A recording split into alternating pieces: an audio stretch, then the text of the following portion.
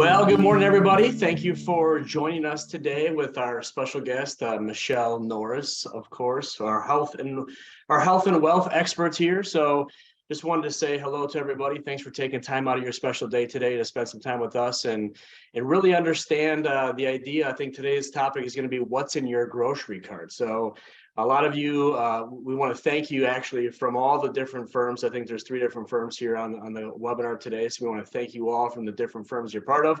A lot of us kind of met each other with what's in your financial folder, if you will. And so this is kind of morphed into a Capital One commercial now. Now, what's in your grocery cart, right? So just wanted to say that. So just want to thank you all for joining us today. We have a special event today to help you become a better person, help you become a better life, always getting better, a better human being. This is from the health standpoint today. So with that being said, I'm going to hand it over to Kathy. Yeah, hi everybody. Kathy Johnson here from Freeze Financial Group up in Chippewa Falls.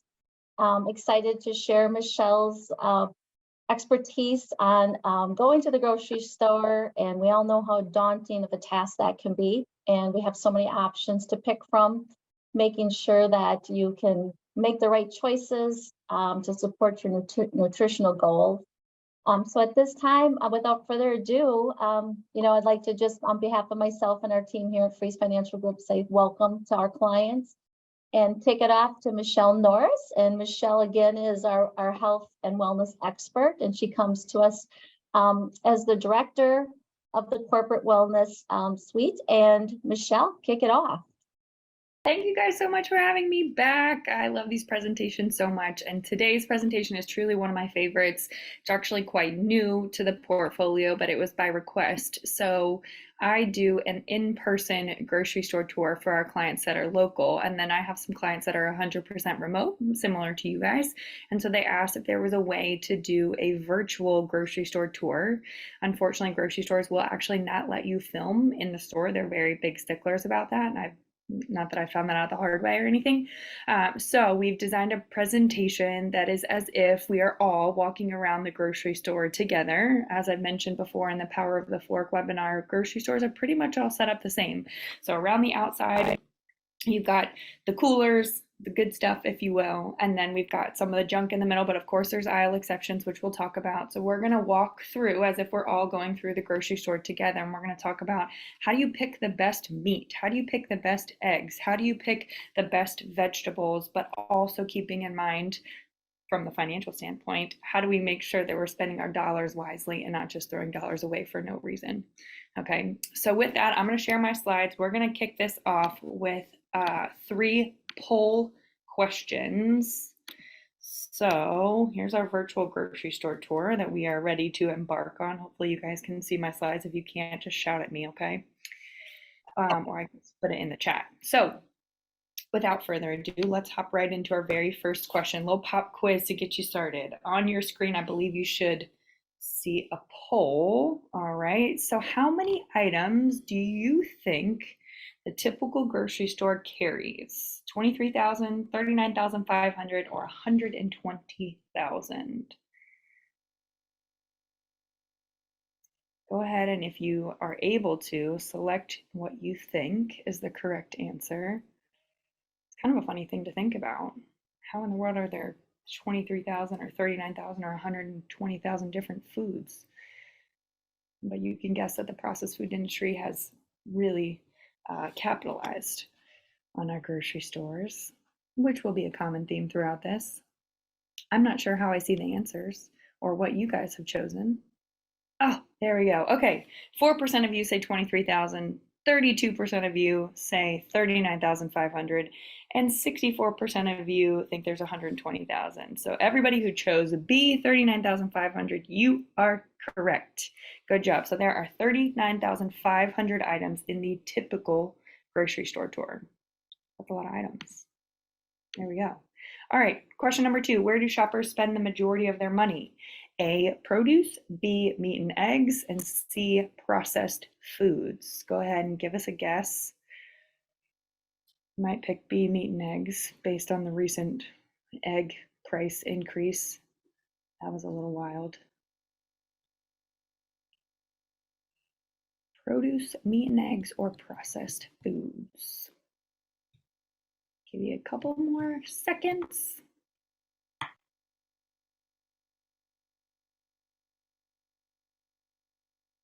Before this, I was actually at a presentation that I believe he's a group benefits broker that was giving, and he was talking about health insurance and fully insured versus fully self-funded, which it all goes over my head, but he was talking about how the health insurance companies are now getting access to your credit card purchases. And so if they see every day on the way home from work, you buy a pack of cigarettes and a case of Mountain Dew, somehow they're taking that into consideration. And I raised my hand and I said, well, are they taking into consideration that my grocery cart is full of meat and eggs and broccoli? Because if so, that's fine. And could I please have a decrease on my health insurance?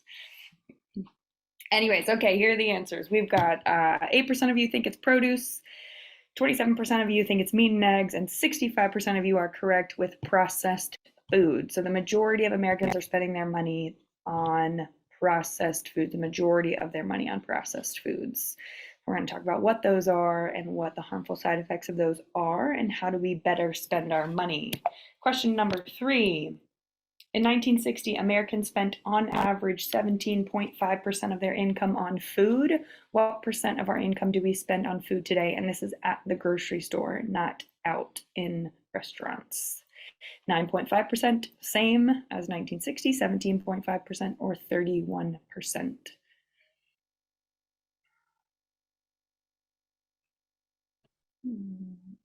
How much of your income are you spending on food?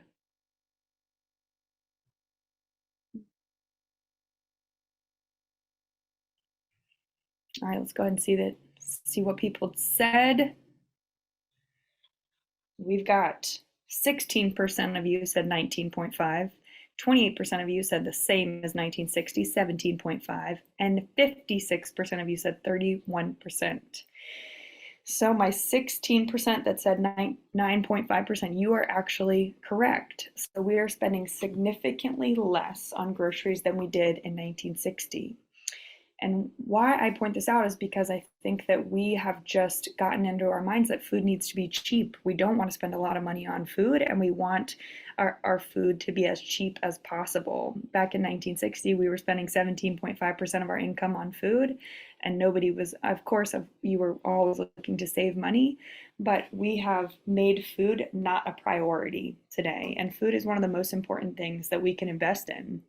You guys are working with these financial advisors to make sure that you're financially set for later in life. But if you aren't investing in your health now, what does it matter that you have all that money for later in life when you're in a hospital hooked up to tubes, you're on a bunch of maintenance medications and can't fully enjoy the wealth that you've acquired? So I tell people all the time, make the investment on the front end. And that looks like investing in exercise, whether that's a gym or just going outside walking. Maybe it's a piece of gym equipment for your home. And then it's your food. Your food, we've talked about the power of the fork. Every time we eat, we have the opportunity to do something great for our body or to begin disease at a cellular level within our body. Okay, so it's okay, and I encourage you to spend a little bit more money, prioritize when you go to the grocery store, those food choices, okay? All right, so the main takeaways from today, this is what I want you to walk away with. 1, where should you spend the majority of your money at the grocery store, okay? 2, when you're buying produce, how do we make the best but most cost-effective choices? I get asked all the time, organic or not organic? Okay, what am I supposed to choose there? We're going to talk about how to make the best choices for your health and for your wallet all in one. 3, what are the high-quality brands to look for that are nationally known? So you guys should be able to find these no matter what grocery store you go in. 4, what should we look for when we buy meat, fish, and eggs? What does farm raised mean? What does wild caught mean? What is free range? What are the tricks that those marketing companies use to get you to buy their meat or think that you're buying healthy meat? And then 5, just some general reminders for reading nutrition labels when we're walking down the aisles. Okay. So real quick, I want to stop and talk about ultra processed food. So of those 39,500 items in the grocery store, 72% of the US food supply is ultra processed. So what does that mean? Ultra processed foods means they've been through the most changes from their original state. So depicted in the back of this is a Pringle. You guys probably recognize that, and maybe some barbecue chips there as well. That would be an ultra processed food. It is incredibly far from the original state of a potato. Okay, both of those products. Ultra product foods usually contain additives, preservatives, and other food substances extracted from foods. A lot of times they contain those additives and preservatives and dyes that the FDA allows in our food, but are actually illegal in other countries. The FDA is one of the most lax governing bodies when it comes to what they allow in our food in comparison to the rest of the world. They are incredibly lax. And whether you might know this or you might not, but 65% of the FDA's funding comes from the pharmaceutical industry. So when they're getting 65%, more than half of their funding from the pharmaceutical industry, who benefits from you being sick, do you think that it is in their best interest to make sure that you are getting the healthiest foods possible? I won't put my tin hat on, but you guys can, and you can run with that a little bit. So 65% of the funding for the FDA comes from pharma, and the FDA is very lax on the chemicals, dyes, and preservatives that they allow in our food, unfortunately. So we have to be the ones who are educated and decide whether or not certain foods come into our house. So hopefully you learn a little bit about that today. Here's some of the reasons why they're really bad for us. They contain those inflammatory oils. We're going to talk about soybean oil, canola oil, vegetable oil, corn oil, very inflammatory. Okay? And they're high in omega-6s, and inflammation is about 80% of disease is rooted in inflammation. So we want to watch that. They're riddled with added sugar. Those processed foods would taste about like cardboard if we didn't have added sugar in there. They increase your risk of cancer, increase your risk of diabetes, increase your risk of heart disease. It is designed by scientists to make you crave it. So the Pringles company has scientists on staff to make sure that that food lights up the dopamine receptors in your brain that make you feel good so that you keep coming back for those Pringles. They also cause an increase in weight. And the reason that is because they block the signal that is supposed to go from your stomach to your brain to let you know that you're full. Okay, so same thing, they have scientists on staff. Think about when you guys eat steak. You can't eat steak endlessly. Okay, you can't eat steak, just, pounds and pounds of steak. Your body's gonna start sweating, you're gonna start rejecting that, you're full, you push the plate away, you're like, I can't do it. But think about a can of Pringles. Even the slogan says, once you pop the top, you can't stop. That's true. That's true because there's a signal that real whole foods give off that goes from your stomach to your brain that says, I'm full. Enough. That signal, when you're eating highly ultra processed foods like Pringles, it doesn't make it to your brain. They're designed to make sure that signal gets stopped. That's why you can have a bag of chips next to you and eat it endlessly and still not feel satisfied. We all know that feeling. We're like, why? How can I just eat and eat and eat? Because that signal's not making it to the brain. So that's why we have an increase in weight when we eat these foods consistently. All right, so what does this have to do with our virtual grocery tour? Number one, the rule is spend the majority of your money around the outside. Okay, so when you bring those groceries home, the majority of your groceries should go in the pantry. That's how you know you did it right. If you come home and the majority of your groceries go in the I think I just said that backwards. The majority of your groceries should go in the refrigerator. If you come home and the majority of your groceries go in the pantry, we spent our money in the wrong place. Okay? The majority of your groceries should come home and go in the fridge because that means we spent the majority of our money around the outside where those coolers are. All right, so let's start there. We walk in the grocery store and we're going to hit the perimeter first. Okay, so we're going to start with fruits and vegetables. We've got some raw nuts in that section as well, and then we'll make our way around. All right. So when we walk in and we're looking at that produce section, picture yourself, you're standing there in your local grocery store and you are standing in the middle of the produce section. You're looking at fruits and vegetables and probably some raw nuts. Okay, so as a general rule of thumb, fresh vegetables and fruits are the most nutrient dense. Okay, not far behind that are frozen fruits and vegetables. Okay, so I know that's a different section, but if you are somebody that can't keep up eating your fruits and vegetables and you feel like you're always throwing them away because they're going bad, just buy frozen so you're not wasting your money. Okay, so that's a way to save a little bit of money. Sometimes they're not nearly as good. I will not touch a frozen Brussels sprout, but I love a fresh roasted Brussels sprout all day. So if I'm talking to you, maybe you have to go to the grocery store more than once a week. Hopefully you have time for that. Last would be canned. Those are the least nutrient dense. But if that's the only way you can get fresh fruits and vegetables, then let's do it. Okay, the only thing we need to look out for when we're buying canned fruits and vegetables is that the can lining needs to be BPA free. Okay, that's one of those chemicals. It's a known carcinogen. The lining of the can for a long time was lined with BPA. Okay, it's a chemical preservative. Very, I would say half or more cans have adopted the BPA-free lining, and they put a little label on the can. So if you're buying canned anything, make sure it says BPA-free. Okay. All right, so here's that question, organic versus non-organic. And this is what I tell people all the time. I wrote an article about this. If you guys read the weekly articles that I send out, you might remember that I wrote about this not long ago. And what I'm very grateful for is the Environmental Working Group, the EWG. They actually, every year since 2004, they send out a list of what they call the Dirty Dozen. Okay, so they basically look every year at the top fruits and vegetables with the highest pesticide residues, okay, and then they release that list. So they are letting you know, hey, if you don't want to buy everything organic, because we do understand it's expensive, here are the top 12 things that we recommend buying organic. Everything else, maybe has lower pesticide residue. Okay, so I love that list. It helps me, helps guide me for me and my family. We're going to go through that list in just a second. They do say that 70% of non-organic fresh produce sold in the US contains residues of potentially harmful pesticides. That's another thing that's not well regulated in the United States, the pesticides. We spray our crops, our non-organic crops, with some pretty harmful stuff. And so keeping that in mind, how do we limit our exposure to that harmful stuff? And by going by the Environmental Working Group Dirty Dozen is one of the best ways to do that. So this is what I tell people. If you don't want to buy everything organic, which I totally understand, I don't even buy everything organic. Buy the top 12 things that the EWG recommends every year. And it changes every year, which I love. I love that they're constantly researching the highest pesticide residues. Okay, so for 2023, here's what we got.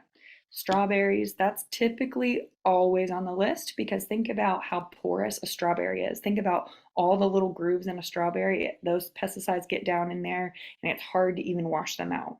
Okay, so this year, here's what you should buy organic: strawberries, spinach, kale, collards, and mustard greens, peaches, pears, nectarines, apples, grapes, bell and hot peppers, cherries, blueberries, and green beans.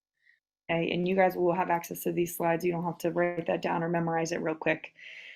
But if you are able, that is highly what I recommend buying organic this year. And again, it changes every year. Okay, so maybe this year you print that out, you put it on the fridge, and you try and remember to buy those organic when possible. Okay. All right, when we buy nuts, peanuts, almonds, walnuts, pistachios, macadamia nuts, the ideal, as far as nutrient density, way to buy our nuts is raw. Okay, and that's not to say that salt is bad. But usually when they salt nuts, maybe it's salted peanuts, they have to use some sort of oil to get the salt to stick to the nut. Okay, and a lot of times they use one of those inflammatory oils I mentioned previously. So it might be soybean, canola, peanut, or corn oil are the most common ones. So when we buy nuts, we want to buy the raw kind.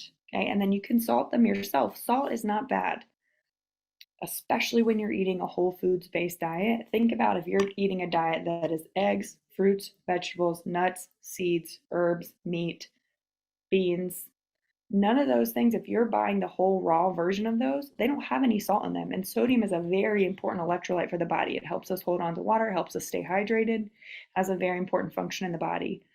So if we salt our food, or if we salt our nuts and we're eating a healthy diet, that's absolutely okay. There is an upper limit to salt. And if we're eating a diet that's mostly processed foods, think back to that picture with the Pringles and the barbecue chips in the background, and if we're eating out a lot, if we're eating a lot of things that come out of a bag or a box, all those things are very high in sodium. And so that's how we get to this place where salt becomes a problem. Right? But again, if you're eating a whole foods based diet, you can salt your food and do not think that you are causing any harm to your body. All right. So buy raw nuts, salt them yourself. There, you can buy raw nuts in the produce section, but the cheapest place to buy them is actually the baking aisle. So that's one of those aisle exceptions. If you go down the baking aisle and they have the nuts for baking, they're cheaper than if you buy them in the produce section. Okay.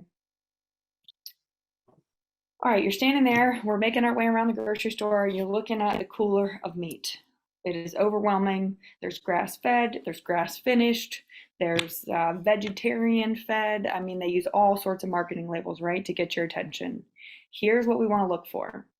first things first, we want to look for 100% grass fed. All right, they're going to dupe you. You're going to see 100% grass finished. Let me tell you the difference. And a cow that is 100% grass fed has lived a life in a pasture, and its whole life it's been able to feed and roam around on grass. Okay, that's a cow's natural diet, grass. All right, 100% grass finished means that most of that cow's life it was in a feedlot, fed corn or soy. All right, trying to get it as fat as possible. A couple of days before they slaughtered it, they let it out to the pasture. It grazed on a couple blades of grass, and then they slaughtered it. So that's how they call it 100% grass finished. Okay, it was finished off before it was killed for a couple days. It had a couple blades of grass. Don't fall for it. You want 100% grass fed. Another way to do the test is you want something that's a little bit more purple, okay, with it fat with a yellowed colored tint. So if you're buying a steak, you want something that looks a little more purple, less red, okay, a little more purple with yellow colored fat versus that white. Okay, so that's two good tests there. Got a couple questions in the Q&A. Let me see. I'm told that bean oils are good for you, but should we stick to just avocado, coconut, and ghee only? But oils are not good. Thoughts. Bean oils.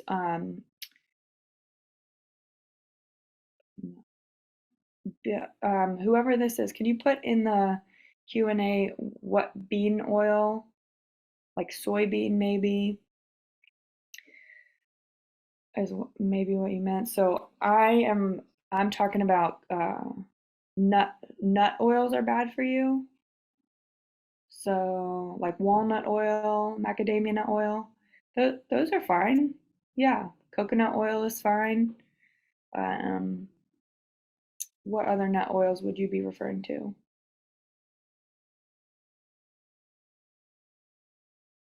Yeah, those are okay. So the ones that we want to avoid would be the processed ones. So soybean, corn, vegetable. What else did I say? Soybean, corn, vegetable, peanut. Peanut is one of the ones that's bad. So that, even though peanut is a legume, okay. So those are the ones we want to look out for and try and avoid. Sunflower, safflower, those are very inflammatory. So avocado, coconut oil, ghee, butter are the good ones. All right. All right, let's keep going. Let's say we're standing there looking at the chicken. All right, so let's talk about the two different labels we might see on chicken. We might see free range, we might see pasture raised. Unfortunately, it's really hard to find at your local grocery store pasture raised chicken. The best you're probably going to find is free range. But look at the difference between their lives, and this is crazy. So a free range, to have that free range label put on your chicken breasts or chicken thighs or whatever it might be, the hens they have to receive a minimum of 2 square feet of pasture for themselves. 2 square feet, that's all they need, and you can call them free range. How about that? I thought for a long time buying free range, I'm dreaming of this chicken that's been wandering around a big field eating its natural diet. And here I was totally wrong. And it's only 2 square feet. That's probably as big as the desk, smaller than the desk that your computer's sitting on right now. Yep, and that's a free range hen. Versus a pasture raised hen, they have to receive a minimum of 108 square feet of pasture for themselves. Okay, so a huge difference there. I want to remind you that the quality of your meat, the nutrients that you're getting from that meat, is only as good as the life that the animal had before it was slaughtered. A lot of times we don't make that link. We think, oh, all meat is the same, all chicken is the same, all beef is the same. It's not true. Okay, we can go as far back as the soil. So the soil, like thinking about your plant. So if your Brussels sprouts were grown in poor quality soil, the nutrient density of that Brussels sprout is going to be less than a Brussels sprout that was grown in high quality soil. That's why they used to do crop rotation back in the day. So when you grow a crop in soil, it pulls a lot of the nutrients out of the soil. I'm just totally going rogue here, but hang with me. Okay, so when you grow a crop in soil, it depletes the soil of a lot of nutrients. So the farmers knew that, and they would divide their fields up into 4. And every 4 years, they would farm that quarter of the field. Okay, so it would give that quarter of the field 3 years to regenerate and get the nutrients back in the soil so that they were producing high quality crops. Well, that's not very lucrative because you have a field sitting there 3/4 empty. So that's when genetic modification of certain fruits and vegetables started happening so that they could grow crops in the whole field in poor quality soil every year. Okay, so the nutrient density of our fruits and vegetables started to go down because the quality of the soil started to go down. That's where the supplement industry comes in. So some doctors will tell you you don't need supplements at all if you just eat a good quality, good healthy diet. Well, even if you're eating the best quality diet you can possibly find, the quality of our fruits and vegetables are not what they used to be, unfortunately, unless you are churning your soil yourself and you're doing the crop rotation and you're growing your own stuff. It's really hard to guarantee that the nutrient density of your fruits and vegetables is the same as what it was 100 years ago. All right, so talking about meat now, the quality of the meat is only as good as the life of that animal. So if that animal was fed an unnatural diet, it was given hormones to make it big and fat, it wasn't allowed to go out in the sunshine and walk around and exercise, the quality of that meat is not going to give you as much nutrients compared to a hen that was allowed to walk around in 100 square feet of pasture, had a natural diet for themselves, and wasn't fed any sort of unnatural soybean, corn, something to make it extra fat. Okay, so a lot of times they'll put vegetarian fed, and you think, oh, okay, well that's really healthy. It was vegetarian fed. Well, guys, soybeans and corn are vegetables, so they can put that on there. It's not a natural diet to a cow or to a hen, but you think you're doing something good for your body. I was duped by it for many, many years. But when you see that vegetarian fed, it doesn't mean anything. It just means they fed them most likely soybeans and corn to make them nice and fat. I'll tell you a funny story. So I was really trying to get my nutrition wrangled in when I was a freshman in college. I told you guys that's when I started having trouble with my back, and my strength and conditioning coach, he was really adamant about changing my nutrition so I could get the inflammatory foods out of there to lower the inflammation in my body to help my back feel better. And I came in and I was like, okay, Jonas, this is what I had for lunch. I was so proud of myself. I had chicken, broccoli, and corn. And he was like, Michelle, actually, he didn't know my first name was Michelle. He called me Mudge. That was my maiden last name. He said, Mudge, you know what they feed to cows to make them fat? Corn. And I thought I had done so good. And he literally just popped my balloon and I was so deflated. But then doing all this research and getting into it, I really figured out that he was correct. And that is what they feed to cows to make it fat. And that is vegetarian fed. So don't fall for it. All right. So the ideal choice of eggs and chicken, I really took a long time on this slide. I'm sorry. Thanks for hanging with me, guys. Would be pasture raised organic chicken and eggs. It's very difficult to find organic pasture raised chicken at your local grocery store. You might have to go to a local butcher to find that, or maybe a small mom and pop type shop.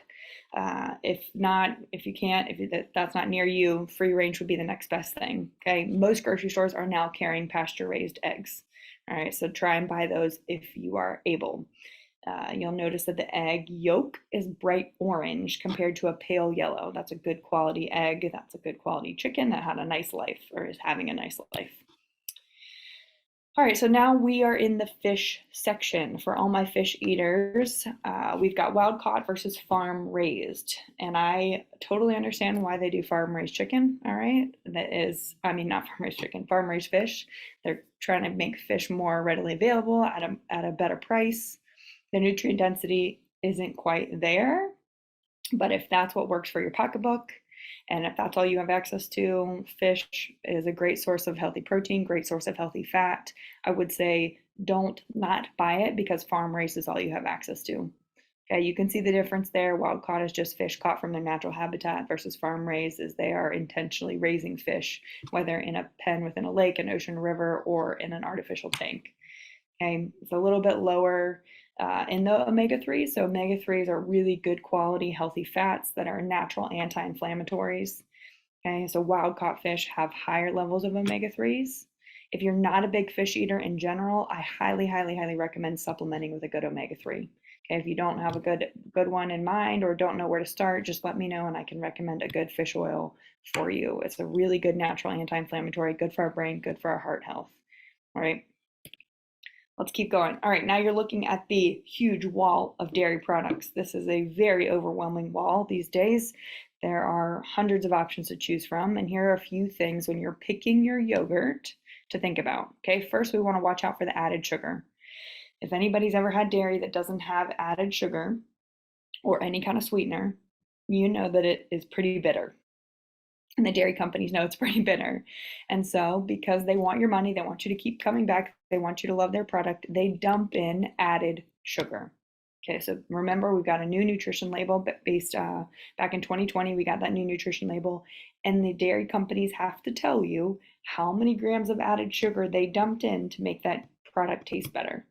Okay, so my Yoplait depicted here, it's got 13 grams of added sugar. So of the total sugar, 19 grams, 13 of those are added. Remember, the World Health Organization recommends a max of 25 grams of added sugar per day. All right, so that's about half your sugar for the entire day in one serving of that Yoplait yogurt. Another thing that they're doing now is they won't use real sugar, they'll use an artificial sweetener. A really common one that they're using now is called sucralose. That's the sciencey word for Splenda. It's toxic to your gut and your brain, and it's something that we really want to minimize our exposure to. Okay, so if it says includes 0 grams of added sugar but still tastes sweet, we need to be wondering, how in the world are they making this sweet? If they're using something like stevia or monk fruit, that's absolutely okay. Those are natural sweeteners. They have very little impact on your blood sugar. Okay, but if they're using sucralose, we want to look at that ingredient list and see if they're using sucralose, then that's a product we don't want to bring home.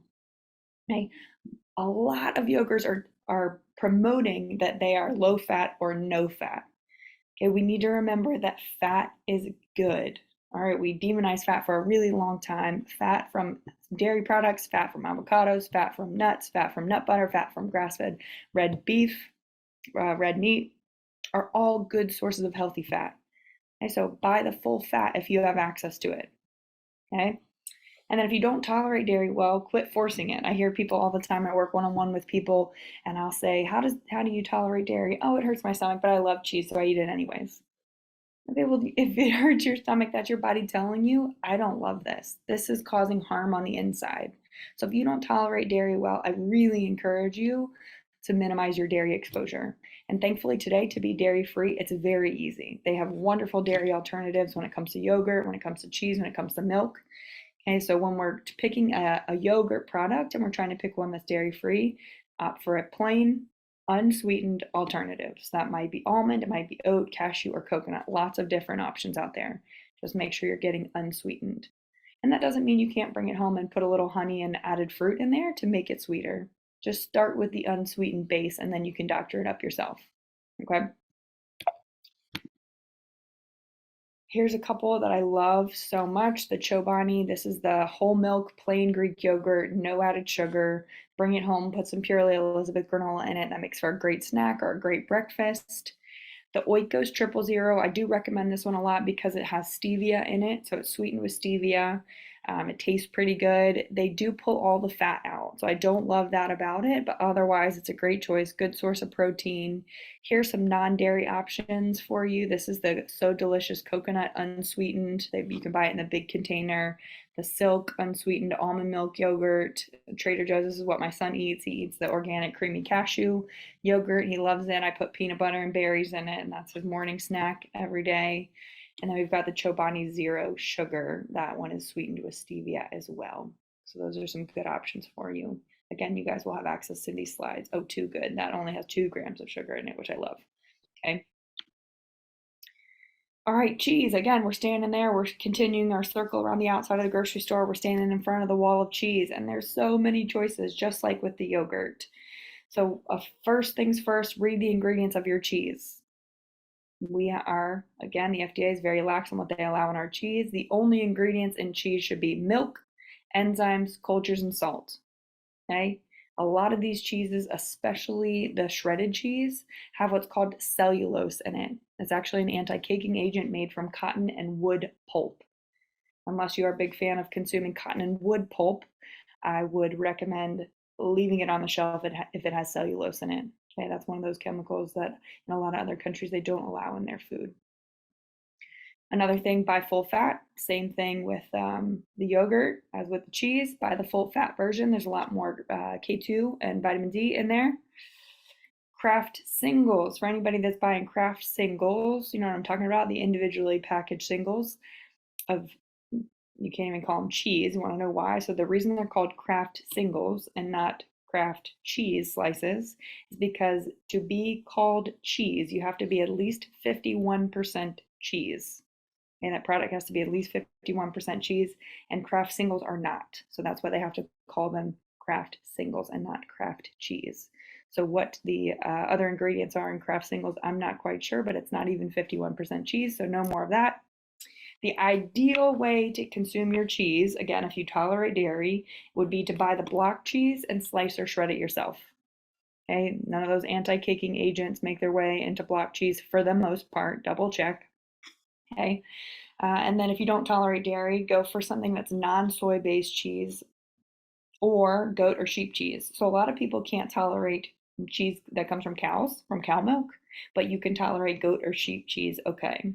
So experiment with that, and if you can't tolerate any of them, they have almond options, they have cashew options. Just try and avoid the soy-based cheese. Processed soy is a phytoestrogen, meaning it mimics estrogen in our body and can raise our estrogen levels. Higher levels of estrogen are linked to cancer, okay. All right, now we're walking down the aisle of the grocery store and we're looking at some of these processed foods and we're wondering, okay, how bad is this for me? Or can I bring it home? What should I look for? You might recognize this box. It's a brown sugar cinnamon Pop-Tart box, okay? And I want to retrain your eyes on where to go when we're looking at this nutrition facts label. First place your eyes should go is the serving size. And that's not because that's necessarily what you or your kiddos should consume. That's just because that's what the rest of the information on this box is based off of, okay? So as many of us know, Pop-Tarts are packaged in packages of 2. That package is not resealable. That's really confusing, okay? So you think that one serving would be 2 pastries, but it's not. So if you're gonna eat 2 pastries like I did every day before 4th grade, we need to double all of the information below. I hope that makes sense. Okay, so instead of 210 calories, it'd be 420, et cetera, et cetera. So serving size, keep your eyes there just to look at how much is one serving, and that'll let you know what the rest of the information is based off of, okay? We come on down to saturated fat. That's one of those things we demonized for a long time, and we realized we got that one wrong, okay? Saturated fat for 90% of the population is not a problem. If you struggle with high cholesterol, you might benefit from reducing your saturated fat, but it's not a direct link like we used to think. Okay, trans fats, those are the problem.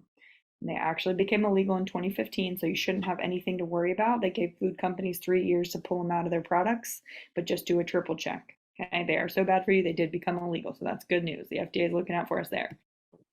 We come on down to the sugars. So in one pastry, one Pop-Tart, there are 16 grams of added sugar.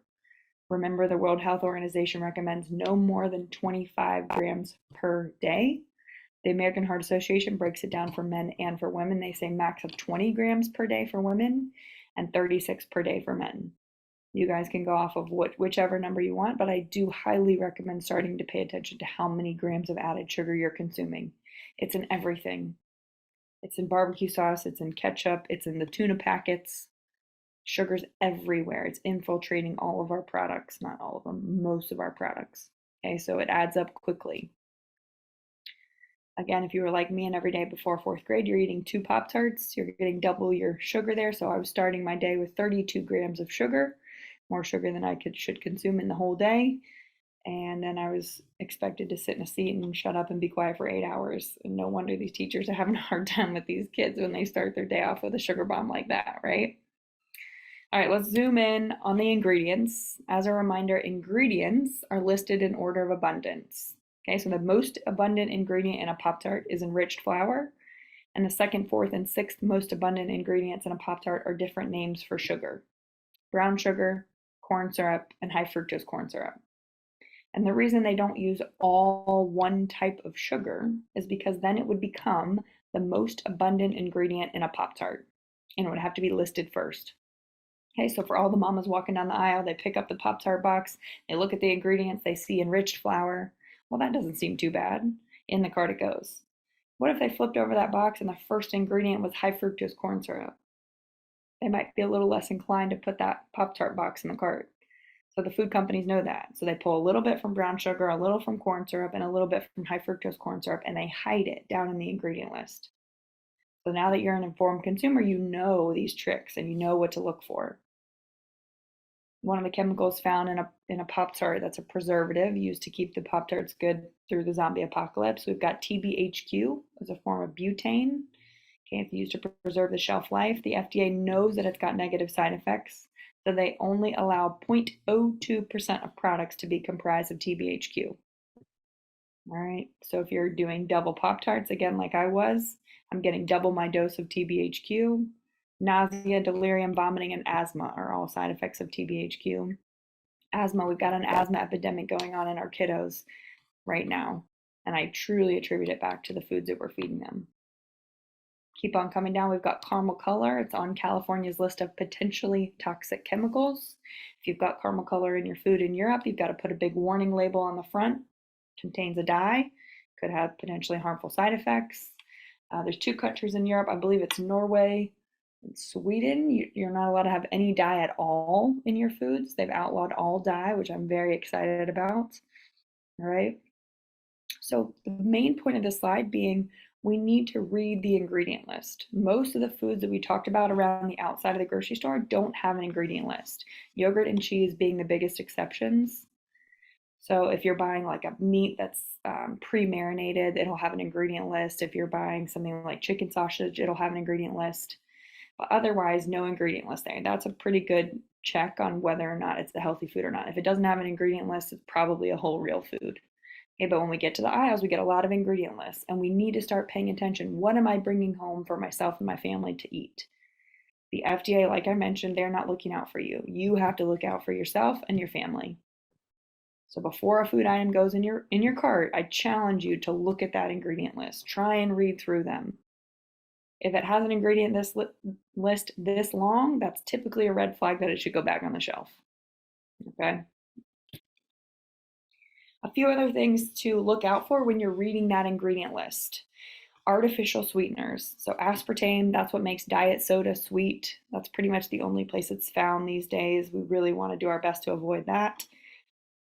Sucralose, that's that artificial sweetener that's found in a lot of diet and sugar-free products these days. It's in a lot of like workout products. So whether that's a pre-workout or a protein bar, it's in a lot of drinks like protein shakes or like the ice drinks, it's in there. If something says it's sugar-free but still tastes sweet, we need to go right to the ingredient list and we need to look for why is this sweet. You'll see that word sucralose, or hopefully you'll see stevia or monk fruit. Okay, saccharin is one that's a little bit less common. Let's see, I've got something in the Q&A. How do you feel about grapeseed oil? That's another one that's inflammatory that I would minimize. Okay. There are those processed oils. Soybean, canola, corn, peanut, partially hydrogenated oil, vegetable oil, all want to do our best to minimize. Okay, they're high in omega-6s, making them very inflammatory, especially when we don't get enough omega-3s, which is kind of how our society operates, unless you're doing a good job with lots of fish and lots of fish oil. All right, so in those processed foods, 9 times out of 10, you're going to find one of those oils, and we want to do our very best just to minimize our exposure there. And artificial colorings, again, if you have an artificial color, a dye in your food in Europe, you have to put a big warning label on the front. And then there's those 2 countries that have outlawed dyes altogether based on the negative side effects, the research that we're seeing coming out of these negative side effects. And think about what foods contain the most dye. It's the foods that are marketed towards our kids, and they're growing and developing little bodies do not need to be consuming these artificial colorings. There's links to ADD, ADHD, behavioral issues. Okay, so do your best to minimize, especially your kids and your grandkids' exposure to these artificial colorings. And then we've got preservatives. So we've got BHT, BHA. It's in a lot of cereal. You'll find it as the last ingredient. All right, it's a preservative. Again, used to keep something good for a long time. MSG, monosodium glutamate. You'll see that in frozen foods. Sodium nitrate or nitrate, potassium bromate, high fructose corn syrup. There are countries around the world that have made every single one of those chemicals illegal. But again, the FDA very lax on what they allow in our food. Okay, so we need to familiarize ourselves with those words. And maybe, again, this is one of those slides that gets printed out and it goes to the grocery store with you until you get the hang of looking out for those words. Here are some of the brands that I highly recommend that are becoming much more readily available. Okay, you can trust them. You know that they have good quality ingredients. You're not going to come upon any one of their products that has gone completely rogue and is full of sugar and full of dye or anything like that. Okay, so the Applegate version, they've got some really great products. They make chicken sausage, they make deli meat, they make burgers. Okay, good quality. They have high standards there. The Chomps brand, they have beef jerky, they have turkey jerky, and then they have a jalapeno beef jerky. High quality beef, no preservatives. The line of Primal Kitchen anything. So that would be Primal Kitchen salad dressing, Primal Kitchen mayonnaise, Primal Kitchen avocado oil. Their whole line of stuff is wonderful. They have pasta sauces as well. The Siete brand, this is one of those up and coming brands, really excited about it. They're doing a great job with their tortilla chips. They're making regular chips like a barbecue chip, a salt and vinegar chip, all made with avocado oil. All right, so very lower on the inflammatory totem pole. They make a great wrap, like a taco size and then a burrito size. They're in the freezer section. They make a hard taco shell as well and some taco seasonings. Simple Mills, I gotta give a shout out to this gal. I don't know her personally. She graduated a couple years ahead of me at Chapel Hill. She was an exercise and sports science major as well, and her brand has taken off. She has made a whole line of crackers.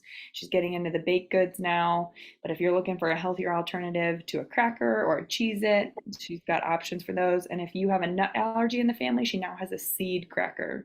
These are no nuts at all. And then the Birch Benders brand, they make some really good pancake and waffle mixes.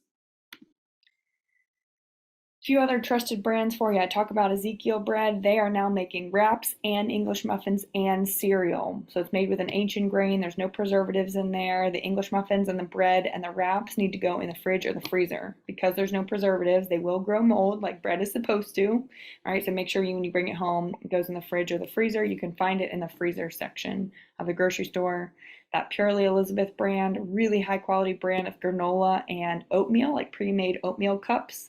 They do a great job, low on the sugar totem pole, and then they're made with coconut oil, so none of those inflammatory oils. The RX protein bars and the RX cups, really great options. Dave's Killer bread, that would probably be second if I were to do a bread continuum, Ezekiel bread being the most healthy, Dave's Killer bread coming in a close second. Crazy Richards, this is a great brand of peanut butter. Okay? The only ingredients in there are going to be peanuts. And then the Kirkland's, that's like the Costco brand of almond butter. They do almonds and salt. So that's a really high quality brand of almond butter. When you're buying your nut butter, the only ingredient should be peanuts or peanuts and salt. Same thing with almond butter, almonds, or almonds and salt. All right. When it comes to drinks, here are some drinks to choose from. So we've got the GT's kombucha. Kombucha is full of probiotics. That's healthy bacteria for our gut. It's a carbonated black tea that's flavored. It's so good.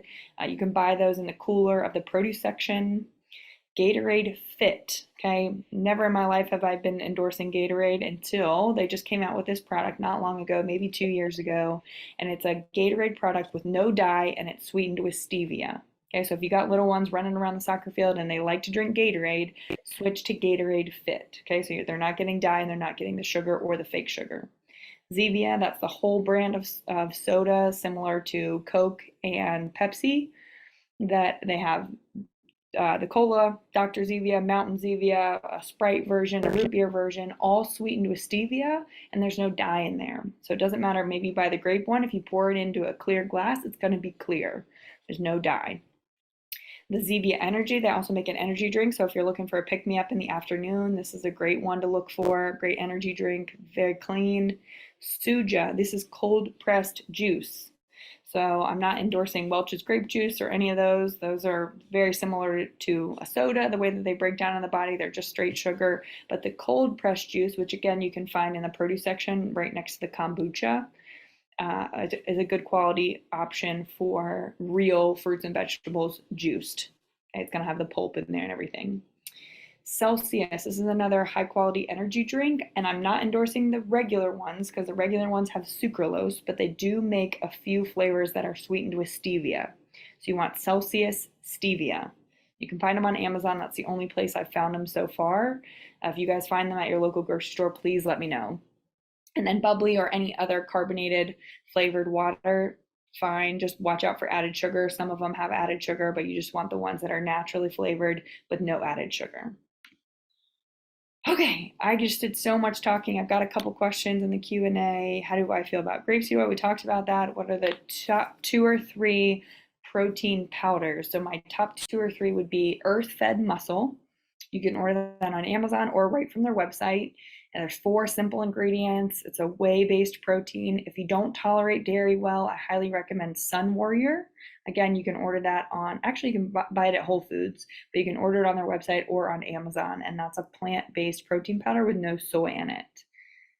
Those are my top 2. And then there's a beef-based one called Ancient Protein. It's the Dr. Axe version. That's a pretty good one as well. What other questions do we have? I just did a lot of talking, you guys. Thanks for bearing with me. There's a couple here. I have one that says, if one's cholesterol and LDL are a little high, should one consume low-fat or full-fat dairy products?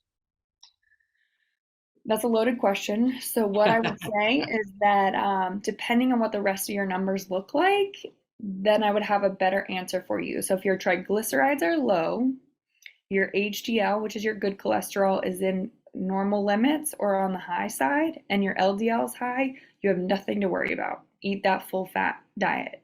If you have high triglycerides, high LDL, and low HDL, that's a combination for disaster. Okay, that's when we need to start thinking about watching those saturated fats. Excellent. The other one here was, it says, I love ranch dressing. Is there any healthier option that's out there? Yes, great question. The Primal Kitchen line of salad dressings makes one of everything. They make a honey mustard, an Italian, a green goddess, a ranch. And that's what I would highly recommend. There's also some pretty good recipes for homemade ranch if you don't like that one. But that's the easiest way to do it. Just go ahead and buy it from Primal Kitchen.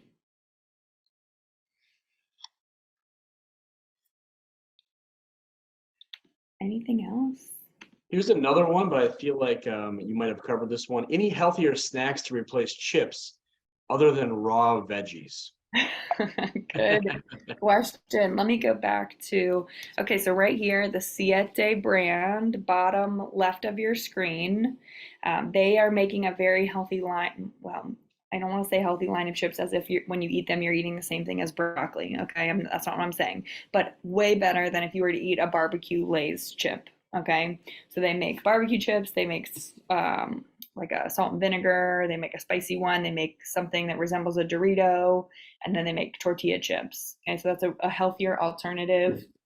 Those Simple Mills almond flour crackers are a great alternative to something salty. And if you want to be super healthy, go for trail mix, like a assorted nuts, maybe with some raisins in there or some other bit of dried fruit. That's a great alternative for a healthier snack. I have one question here from us. Are fruit smoothies good for you, or is there too much sugar? Another great question. On Thursday, I'm working with a client in person, and we're going to build smoothie bags that you can just keep in the freezer. And when you need a quick breakfast or a quick snack, you can just dump them in the blender and have a smoothie ready to go. And that's what we're going to be talking about, because there's a really healthy way to make a smoothie, or you could just make it a sugar bomb. So in your smoothie, if it's all fruit and it's like a couple bananas and maybe some almond milk and that's it, then that's a sugar bomb. Okay, so we want to balance out the carbs from the fruit with a healthy fat and protein. So ideally there's a protein powder in there, and if you need a good one, I can recommend one for you. And then also there's some healthy fat in there. So that might look like peanut butter or almond butter or coconut oil. Some people do avocado oil in there. There may be chia seeds or flax seeds, maybe some people like to do like a handful of spinach or kale. It doesn't change the taste of your smoothie. It makes it green, beware, but it's another way to get some fiber in there. So we don't want to go all fruit. You want a healthy protein and then some healthy fat. And if you can tolerate spinach or kale, that would be the perfect smoothie. Okay, one more. Nut thins, any good? Question? The Blue Diamond nut thins, those are okay. I'm not sure what the oil is in there, but I think those are pretty good. Much better alternative than like a Ritz cracker or a Clip cracker. Yeah.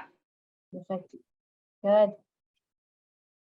think I'm good on this end for questions. Anything for Ken on your end that you're? Yeah, that's all the ones I saw that came through, and Michelle did a great job doing the Q&A as they popped up. So, well, we want to thank you, Michelle. Thank you very much for educating all of us. Our clients are trying to live their best life. We're trying to live our best life, and this is a big step in that right direction. So, I mean, just from reading labels, I feel like we're being tricked almost. It almost sounds like we're being tricked a little bit on what's out there. So thank you for bringing that to the forefront and how we can have healthier options when we're filling up our grocery cart. So some of those recipes you have on your website, the SweatNet website, are phenomenal. We made a couple of, like the pineapple barbecue chicken for dinner. We made that one. That is delicious. Yes. Oh, that makes me so excited.